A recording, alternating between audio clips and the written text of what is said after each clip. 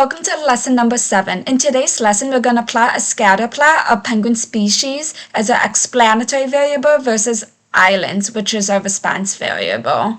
Then we're going to create a table to show the number of individual penguins for each species per island, and then run a chi-square test. And a chi-square test is used when both the explanatory and the response variables are categorical. So let's create a scatter plot. So we're using the ggplot function in the penguins dataset. X, or our explanatory variable, is island, and then Y, our response variable, is species. And we're coloring the points by species. We're using geom point and geom jitter. And geom jitter was a function that spread out all the points so that way we could see them better.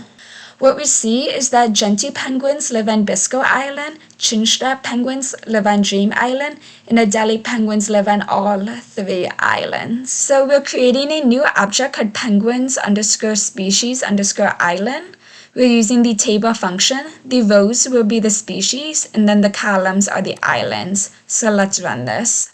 So we see that there are 44 Adelie penguins on Biscoe Island, 56 Adelie penguins on Dream Island, and 51 Adelie penguins on Torgerson Island. Then we see the 68 chinch penguins on Dream Island and 123 gentoo penguins on Biscoe Island. Alright, to run a chi-square test, we're using the chisq.test function, and chisq is short for chi-square, and we're using the object that we just created, penguins underscore species underscore islands. So let's run that.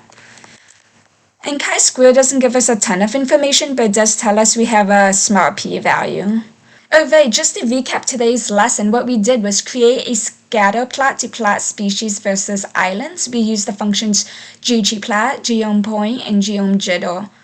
Then we viewed the number of individual penguins of each species on each island by using the table function, and then we ran the chi-square test, and we used the chisq.test function. Alright, I hope you learned something new, and happy coding!